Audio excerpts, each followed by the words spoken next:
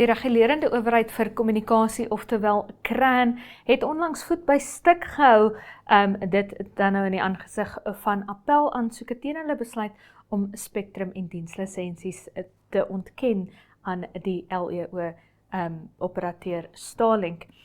Hallo en welkom by vandag se episode van Kletskompas. En vandag se episode bring ons vir jou 'n gesprek wat Adam Hartman aan die kus onlangs gevoer het met Reinhard Kusters. Hy is 'n lodge-eienaar wat ook nou 'n aktivis is vir Starlink en vir die toelating van Starlink in Namibië. Maar vereers gesels ek en Ogito Greg oor die dienste nuus in Morris Republikein.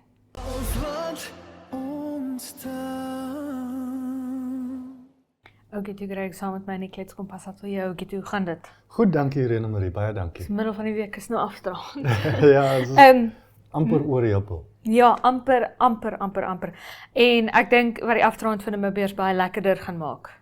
Is 'n bietjie verligting wanneer dit kom by die brandstofprys. Ja, dis korrek. Ek was nou vroeër vandag by die aankondiging wat die minister van nywerheidsontwikkeling, myne en energie, Modestus Samutse, gemaak het, dat brandstofpryse middernag Vrydag, die 3de Julie, sal afkom. Petrol kom met $1 af per liter en diesel kom met $4 per liter af. Dis nou vir al twee weergawes van diesel wat ons hier verkoop. So dit is goeie nuus vir ons verbruikers. Ja, en dit dan natuurlik na die straat van Hormuz toe nou oopgemaak het, maar het oopgemaak maar ook nie oopgemaak nie.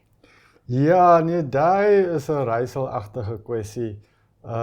Dit is amper soos daai Schrödinger se kat. As jy kyk, dan is hy of daar, of toe, of oop, of toe en oop.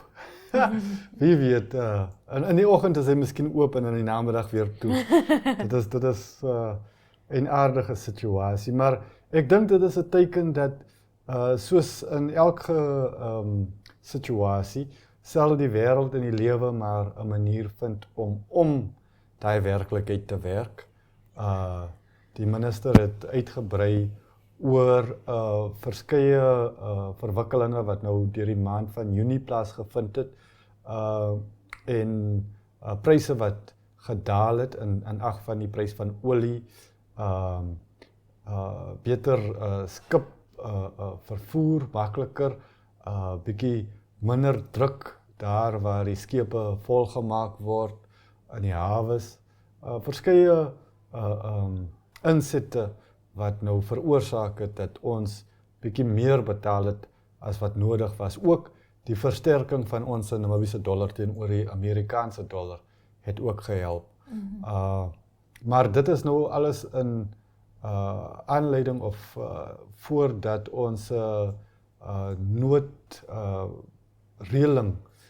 met Vitol vanaf hierdie maand eintlik in plek is tot einde Augustus. Junie, Julie, September. Hoe gaan die maande? Is vir 3 maande, ja. Julie, Augustus, September. Ja, tot einde September.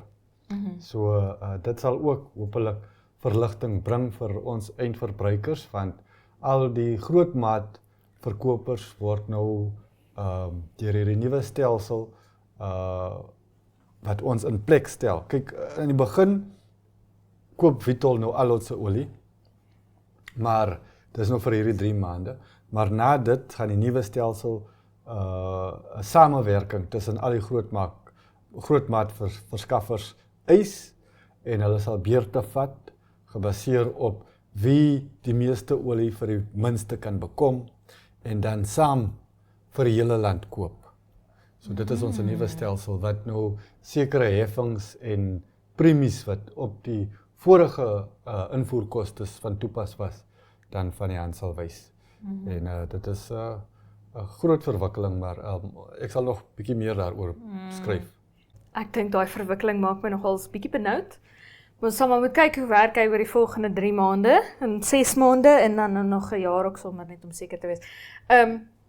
In Morris Republikein ook miljoene Namibiese dollars wat belê is in die ontwikkeling van klaskamers, van geriewe vir skole, om ontwikkeling en opknapping van onderwys.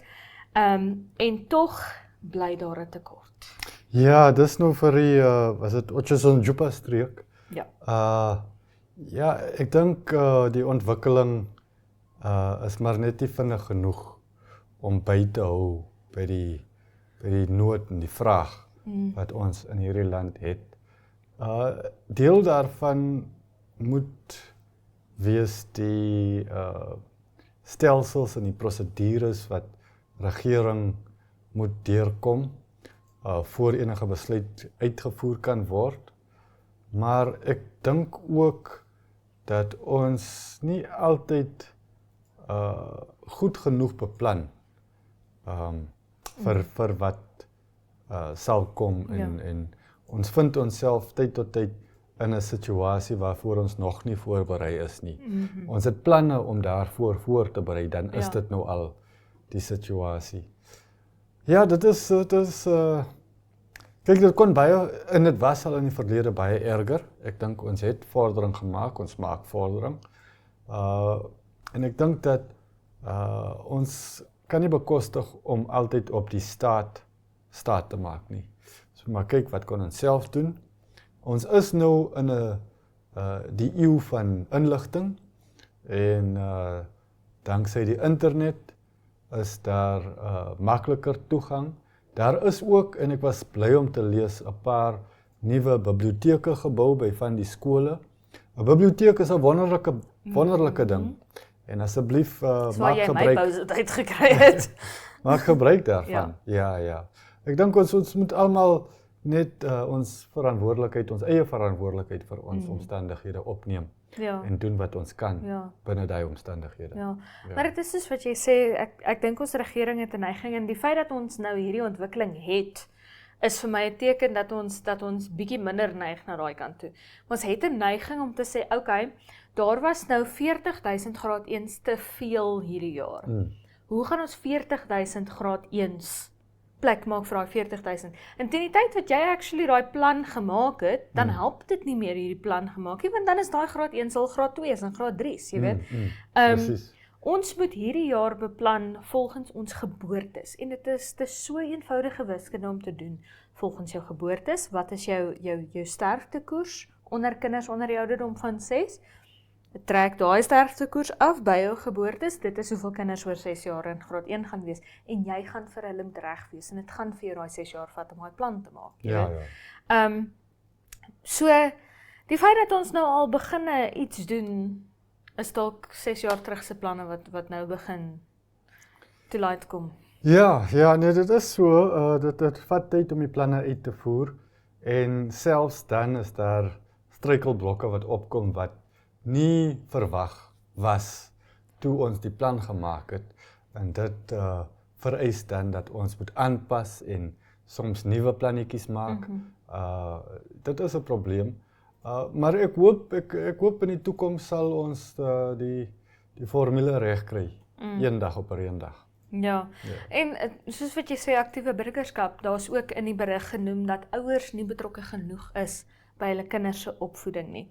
Wat vir my ongelooflik belangrik is, want jy kan nie vir 6 ure, 8 ure 'n dag, wat is dit, 6 ure wat die kinders op skool is, 6 ure 'n dag jou kind vir basiese vreemdeling gee, en sê, maak jy hom nou maar vir my groot. Ja. Dis nie my probleem nie. Dit is, en ek moet ook sê dat daar is 'n sekere genot en satisfaksie wat 'n ouer kry, wat byvoorbeeld sit en help met die huiswerk.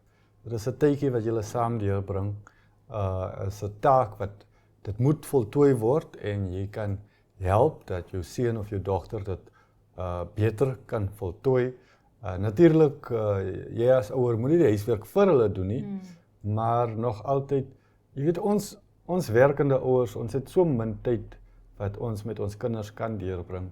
So ek dink dit is die moeite werd op baie verskeie vlakke, nie net in ag van die opvoeding wat die kind aan die einde van die dag kry nie.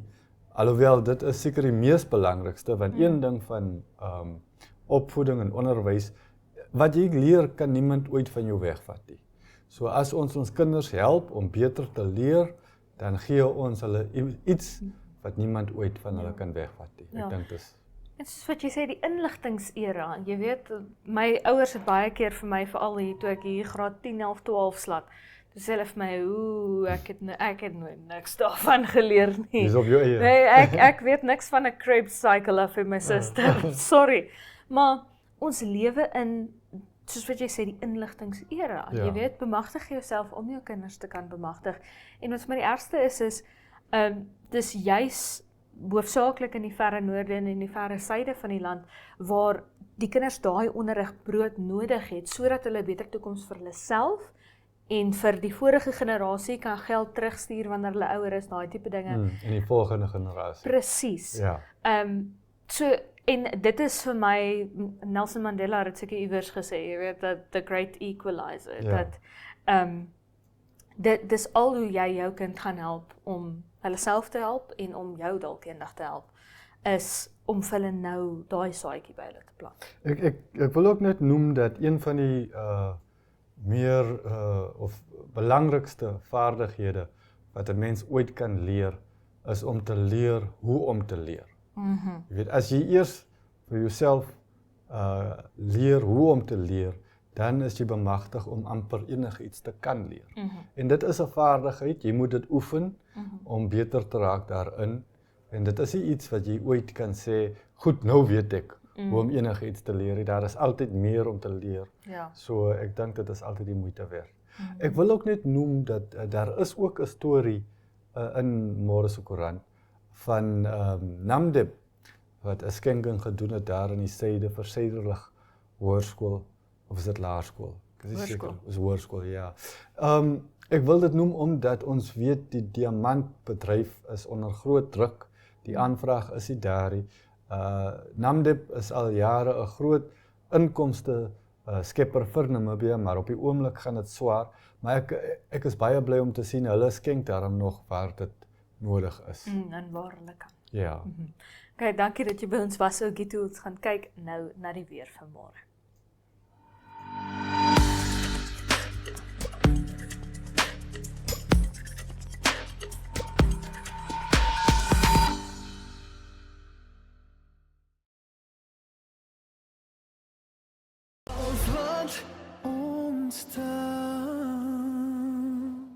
Die afgelope paar dae is effens warmer hier vir die hoofstad, maar kom ons kyk of dit nog warmer gaan raak wanneer dit môre tref.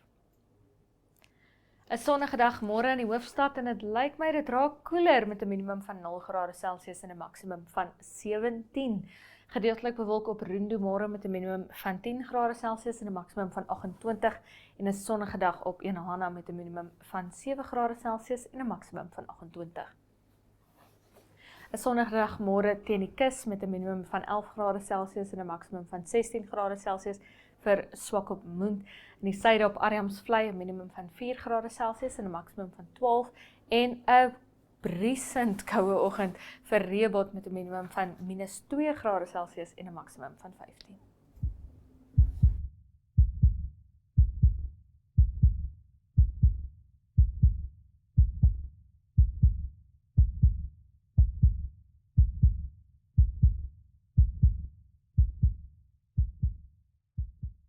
Een rare of seldsame siekte word breedweg gedefinieer as enige mediese toestand wat 'n baie klein persentasie van die bevolking raak. Omdat drempels afhang van geografiese en organisatoriese beleide, is daar geen enkele universeel ooreengekome syfer nie, maar eerder 'n paar gevestigde maatstawwe. Terwyl elke toestand ongewoon is daar meer as 10.000 bekende seldsame siektes wat meer as 300 miljoen mense wêreldwyd raak. Wêreld verskil die presiese definisie van 'n seldsame siekte per land. Byvoorbeeld in die Verenigde Koninkryk is seldsame siektes die wat minder as 1 uit 2000 mense raak. Die Wêreldgesondheidsorganisasie definieer seldsame siektes as die wat minder as 65 uit 100.000 mense raak. Tot dusver het navorsers meer as 7000 seldsame siektes geïdentifiseer. Gesamentlik raak meer as 25 miljoen mense in die VSA en meer as 300 miljoen mense wat dikwels kinders insluit reg oor die wêreld. Baie mense gebruik ook die term weessiekte of dan orphan disease, maar daar is egter 'n geringe verskil.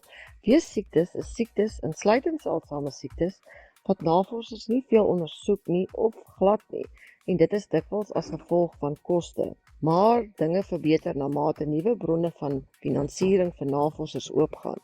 Regerings en organisasies reg oor die wêreld verskerp byvoorbeeld hul pogings om navorsing oor weesgeneesmiddels te befonds.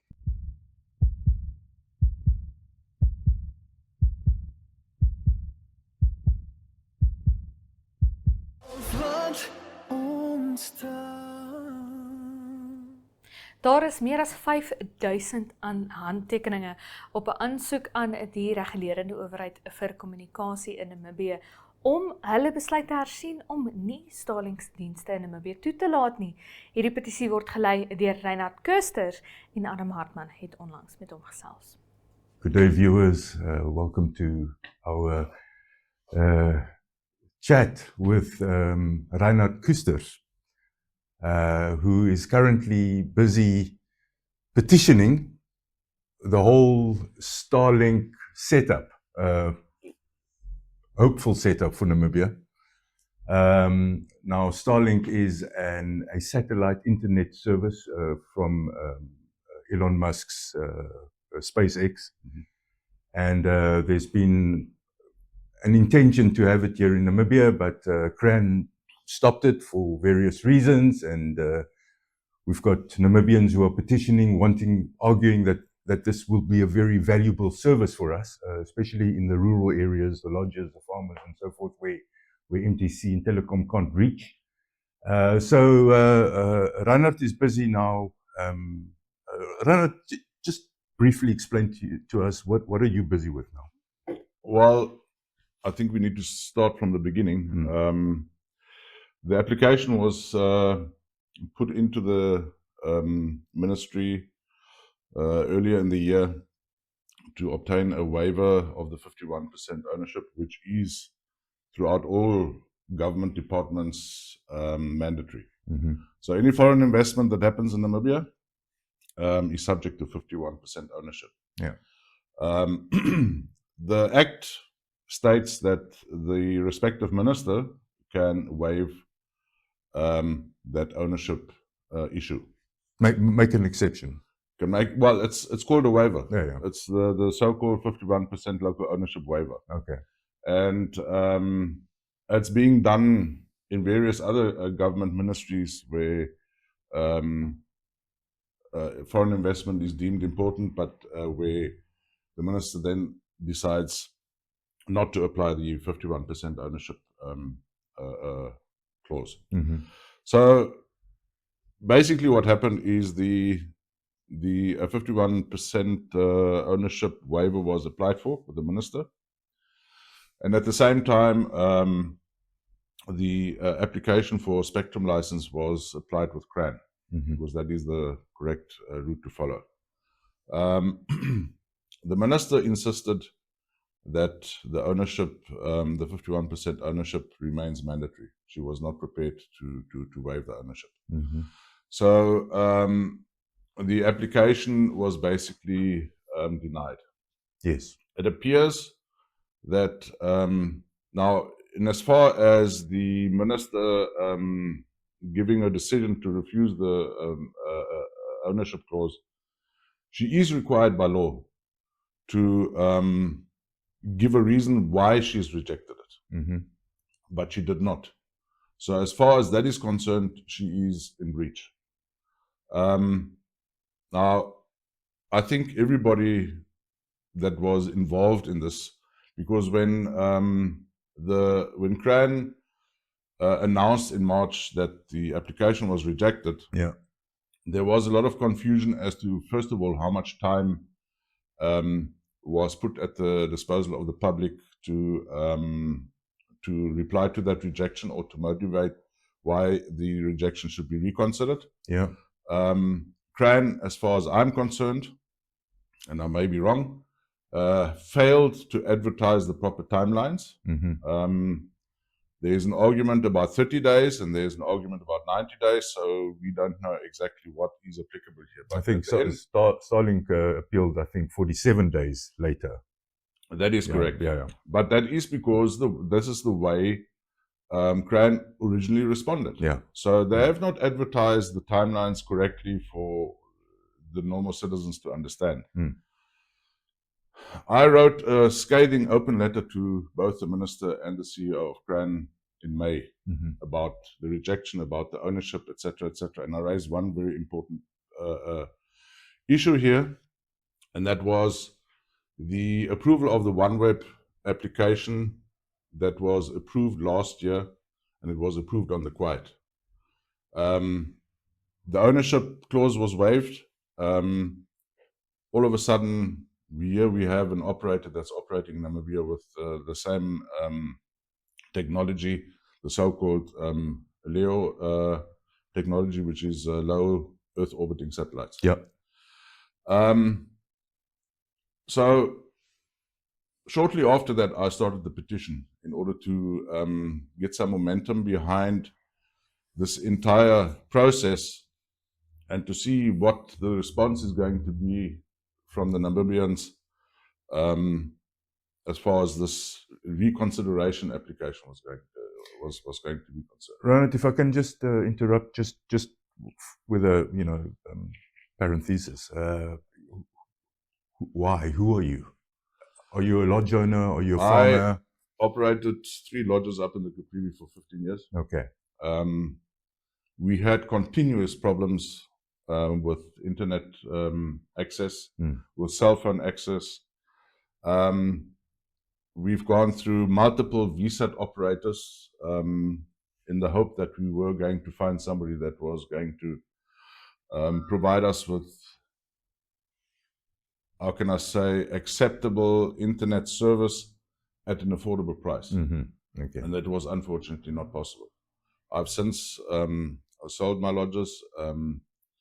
I have got a small little farm, and I'm completely cut off from any internet access, from any cell phone coverage whatsoever. So I have to travel every day about 10 kilometers to go and do my calls, etc., which is extremely inconvenient. Yeah. Especially also from a security standpoint, and and that is the issue that I'm having. Number one, it is inconceivable for me that the government is trying to deny modern technology to Namibians. Nowadays, as far as I'm concerned, internet access is no longer a luxury. Yeah. It is everybody's right to have internet access. And in this entire process that we've been through, sadly enough, those people that are living, and we need to understand one thing, that the majority of Namibians still live in remote areas that do not have access to any internet. Yeah. So they have not even been able to weigh in on this application and on the reconsideration of this entire story. So that is basically where we are today. Okay. We have taken this under legal advice. So the next step forward is to, according to the legal advice, we were told that we needed to, first of all, get Starlink to apply with the High Court. Yes. To get the decision of the minister reviewed, and to obtain a reason as to why the minister has denied the waiver. Without the waiver, basically without the waiver, there's absolutely no way that any application can be lodged with CRAN, because CRAN cannot override the minister's decision. Yeah. The CRAN is part of the Ministry of Information and Communications Technology, so they report to the minister. So unless the minister approves the 51% waiver, another application cannot go forward. Yeah.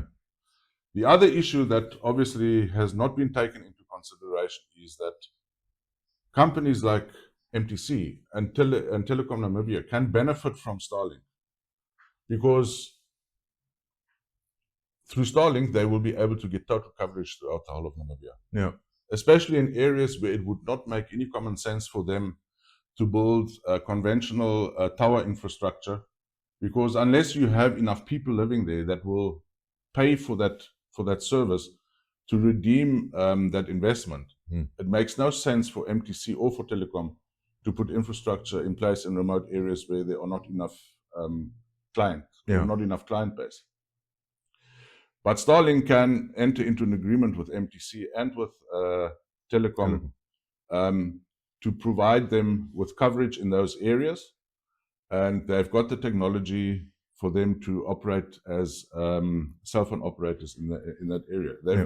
They've entered recently an agreement with MTN in Zambia on that basis, where MTN uses the Starlink technology to get cell phone coverage in all the areas where they do not want to put in expensive infrastructure.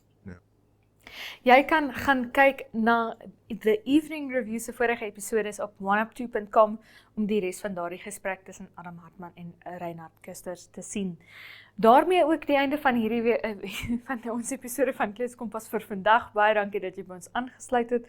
Onthou, jy kan ons elke aand om 8:00, elke maandag tot donderdag aand om 8:00 sien op Netwerk Televisie DStv 285 en GoTV 25, asook oneup2.com. Maar tot môre van my, Irene Marie van der Walt en die Kletskompas span, is dit mooi bly.